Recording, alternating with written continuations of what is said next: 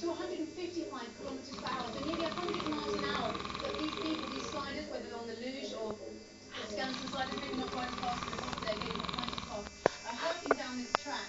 It's got 16 corners, and it's the speed going around those corners that has caused the problem. But this morning, the tragedy of Pinoy Ashkali, the 21-year-old Georgian, who's only in his second season of the luge. He finished 44th in the World Cup, and he's on his sixth and final training run. So a tragic situation here at Worcester. It's come as a huge shock to everyone, with the games only opening, the opening ceremony in just a few hours' time.